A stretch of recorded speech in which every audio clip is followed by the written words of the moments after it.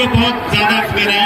हम नहीं चाहते हमारा कोई साथी बीमार हो जाए, लेकिन ये वादा है मेरा, ये मेरा वादा है कि टिकट मिलने के बाद फिर आएंगे अखिलेश भाई।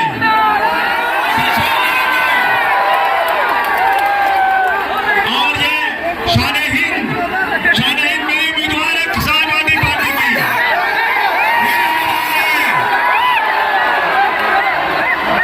चाहे कुछ भी हो जाए, अखिलेश भाई इंशाल्लाह इस टिकट को यूडी में लेंगे, अलायंस में लेंगे इंशाल्लाह। बोलो हमें लाना है कि नहीं लाना? यहाँ पर जीत होगी कि नहीं अब हमारी? तुमने देखा असेंबली में मैं हर मुद्दे पर लड़ाई करता हूं। इसी मालेगांव में जब 32 लोगों को बम से भून दिया गया था तो सरकार ने 1 लाख रुपया दिया था। मेरा एमएलए या नहीं, मेरा एमपी या नहीं, मेरी सरकार या नहीं, लेकिन मुझे गर्व है इस बात का, मेरा नेता मुलायम सिंह यादव ने कहा कि मालेगांव के लोग परेशान हैं, मैं 50 लाख रुपया देता हूं। 50 लाख इसी मालेगांव में कि मेरे नेता मुलायम सिंह यादव जी ने उन गरीबों के सर पर हाथ रखा और 50 लाख रुपया की मदद किया, जबकि सरकार ने 1 लाख रुपया दिया एक आदमी को। दोस्तों, बहुत कुछ बातें करनी थी, लेकिन आज बात करने का वक्त नहीं है, ज्यादा नहीं बोल सकते आप। लेकिन हमारा संकल्प है कि फिरका परस्तों को खत्म करेंगे इंशाअल्लाह ताला। माली से अदावत है, माली से अदावत है, पर माली से अदावत है, पर शैदाए चमन हूं मैं। माली से अदावत है पर शैदाए चमन हूं मैं। सरकार का दुश्मन हूं पर वफादार वतन हूं मैं। दोस्तों, साथियों, आप देखते हैं असेंबली में अबू आसिम आप के हक की लड़ाई लड़ता है कि नहीं लड़ता है? हम 2 एमएलए, हमें 6-8 एमएलए चाहिए। और जिस दिन अखिलेश भाई 8 एमएलए हो गए ना, किसी की मां ने दूध नहीं पिलाया मुसलमानों को साथ। ये मेरा वादा है, मैं जान देकर भी इस कौम के लिए अपनी जान दे सकता हूं, लेकिन झुक के किसी के सामने घुटने टेक नहीं सकता हूं। दोस्तों, मैं ज्यादा नहीं बोलूंगा, आप बोलेंगे इकरा हसन।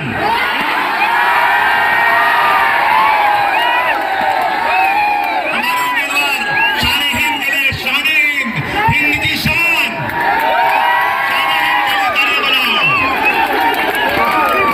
साथियों, आज इतनी बारिश के बाद भी आप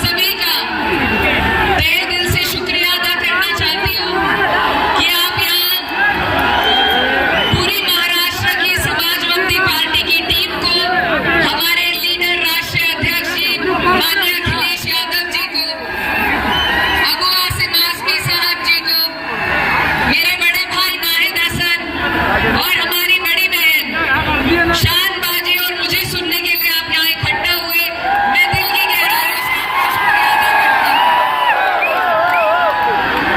आपके यहाँ आकर बिल्कुल एहसास नहीं हो रहा कि हम घर से बहुत दूर चलकर आए हैं। ये भी बुनकरों की और मेहनतकशों की धरती है, और जहाँ से मैं आती हूँ वहाँ भी बुनकरों की और मेहनतकशों की धरती है। तो आपका ये जो अपनापन है, ये मुझे पूरा महसूस हो रहा है। और मैं यही कहना चाहती हूँ कि सिर्फ समाजवादी पार्टी वो पार्टी है जो हमेशा मेहनतकशों की लड़ाई लड़ती है। हमारे राष्ट्रीय अध्यक्ष जी, माननीय नेताजी,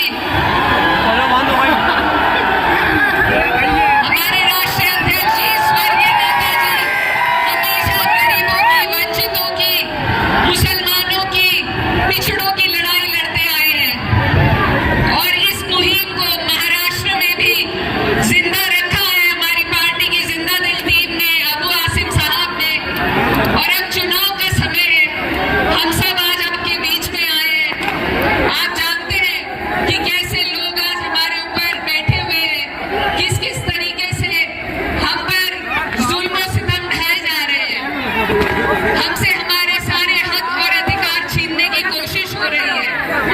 एक बहुत बड़ा गठबंधन आपके लिए बनाया गया है जो यहाँ पर चुनाव लड़ने जा रहा है। लेकिन मैं अपनी पार्टी के लिए आपको कहने आई हूँ कि हमारी पार्टी आपको सशक्त करने के लिए, आपकी मजबूती के लिए, जिस तरीके से यूपी में जद्दोजहद कर रही है, उससे ज्यादा मजबूती से हम आपके बीच में महाराष्ट्र में मेहनत करने का काम करेंगे। तो मेरी बस आप सबसे यही अपील है कि ये जो वक्त है, ये जो सांप्रदायिक ताकतें हैं, ये हम पे तरह तरह के जुल्म करके हमें बांटना चाहती है। लेकिन हमारे आदरणीय नेताजी, हमारे राष्ट्रीय अध्यक्ष जी ने पीडीए का नारा उत्तर प्रदेश में दिया, और आपने उसका परिणाम लोकसभा के चुनाव में देखा। इस सरकार के गुरूर को तोड़ने में सबसे अहम भूमिका अगर किसी ने निभाई है तो समाजवादियों ने निभाई है, हमारे राष्ट्रीय अध्यक्ष जी ने निभाई है। अब उसी मुहिम को आप लोगों को इसी जोश और जज्बे के साथ आगे लेकर के चलना है। आप अच्छी तरीके से जानते हैं किस तरीके से नफरत फैलाने की कोशिश चुनाव से ठीक पहले आपके प्रदेश में की गई, उत्तर प्रदेश में की जा रही है। किस तरीके से वक्फ बिल ला करके हमसे हमारे अधिकार, हमसे हमारे हक छीनने की कोशिश की जा रही है। टावर से नीचे उतर जा, टावर से नीचे। जो ये जो चुनाव है, ये बहुत अहम चुनाव है। इस लड़ाई को हमें बहुत मजबूती से, बहुत संजीदगी से लड़ना है। मैं ज्यादा वक्त नहीं लेते हुए बस ये कहना चाहती हूँ कि मेरी जो बड़ी बहन है यहाँ पर, आपकी जो होने वाली प्रत्याशी है इंशाल्लाह, उनकी जिस हालात में शुरुआत हो रही है, उन्हीं हालातों में कुछ मेरी भी शुरुआत हुई थी। और आप ही जैसे भाइयों ने, बड़े बुजुर्गों ने मुझे आशीर्वाद और प्यार दिया था, और मैं आपकी बहन जीत कर आई थी। मेरी आप सबसे गुजारिश है, अपना होने के नाते मैं आपसे ये गुजारिश करना चाहती हूँ कि जिस तरीके से कैराना वालों ने मुझे जिताया, आपसे मेरी ये गुजारिश है कि मालेगांव वालों, आप मेरी बड़ी बहन को यहाँ से जिता करके भेजिए। हम सब मिलकर आपके लिए लड़ाई लड़ेंगे, आपके लिए इसी तरीके से कंधे से कंधा मिलाकर, चाहे बारिश हो, तूफान हो, आपकी लड़ाई लड़ने का काम करेंगे। और अंत में सिर्फ ये कहना चाहती हूँ कि ये चुनाव सिर्फ चुनाव नहीं है, ये हमारे उसूलों की लड़ाई है। और उसूलों पर बात आए तो टकराना जरूरी है, जिंदा हो तो जिंदा नजर आना जरूरी है। बच्चे नीचे उतर जाए, टावर के ऊपर से। टावर अखिलेश यादव, समाजवादी पार्टी, अबू आसिम साहब, माननीय राष्ट्रीय अध्यक्ष जी, टावर के ऊपर से आप पहले नीचे उतरेंगे, फिर उसके आए हुए सभी बुजुर्ग नौजवानों का मैं बहुत बहुत धन्यवाद और आभार प्रकट करना चाहता हूँ। इतना आंधी तूफान आने के बाद भी जहां आसमान में हम लोगों ने बिजली चमकते हुए देखा,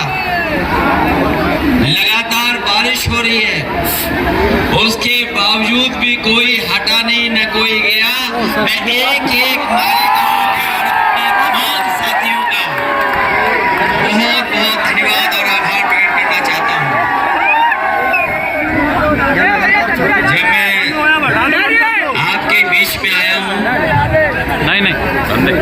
तो आंधी तूफान भी साथ ही साथ आ गया।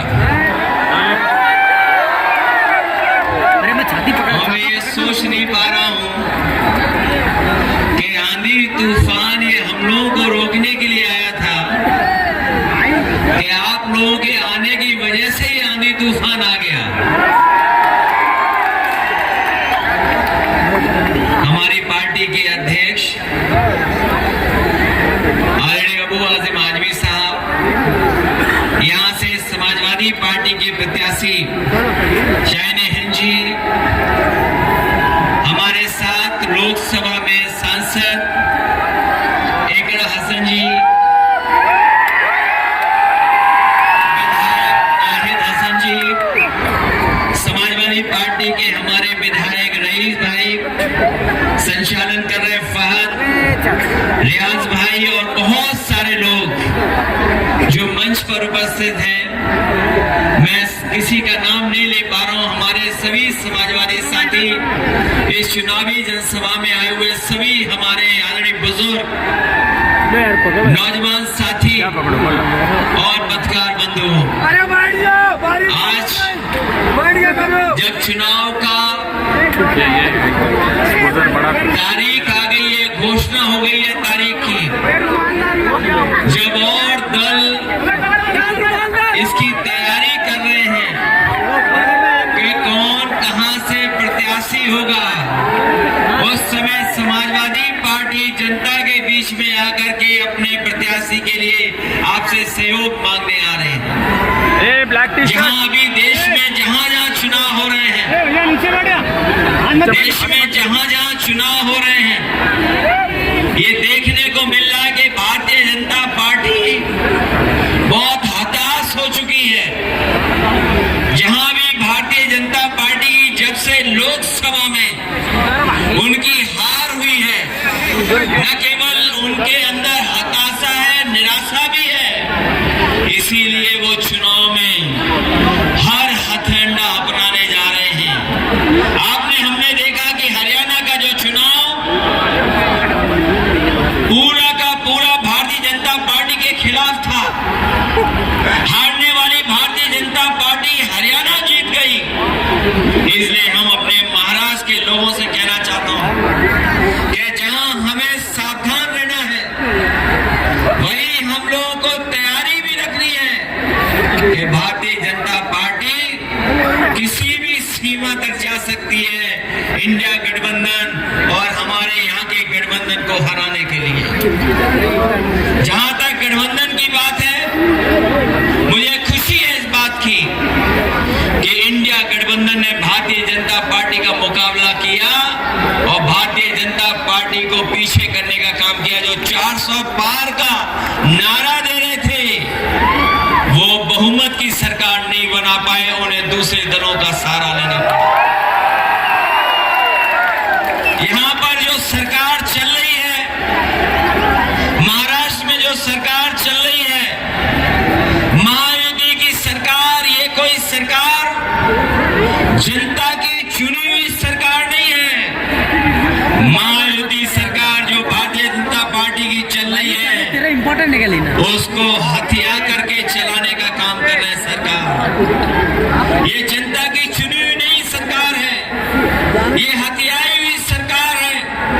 और जब से महायुति सरकार बनी है, इसने जनता को महादुखी करने का काम किया है। न केवल महादुखी किया है, बल्कि सरकार में महाभ्रष्टाचार भी बढ़ा है। जो भारतीय जनता पार्टी के सहयोग से सरकार चल रही है, मैं आपको भरोसा दिला सकता हूं, महाराष्ट्र के लोग इनको हरा दो, महायुति हारेगी, यहाँ पर इनका गठबंधन हारेगा और चलने वाली दिल्ली की सरकार भी चलेगी नहीं, वो सरकार भी गिर जाएगी, वो चलने वाली नहीं है। इसलिए जहां देश का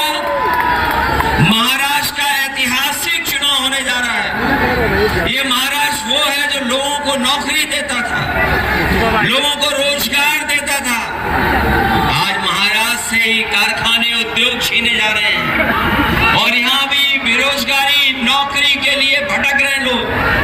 और जो कारोबार उद्योग चल भी रहा था वो आज चल नहीं पा रहा है, बंद हो रहा है। मैं जानता हूँ यहाँ बहुत सारे हमारे बुनकर भाई हैं, गरीब हैं, मजदूर हैं, जिनकी अगर मदद हुई होती तो आज जो लोग इतना दूर चल करके आए इनके घर परिवार में खुशहाली आ जाती। लेकिन इन्होंने बुनकरों को बर्बाद करने का काम किया है।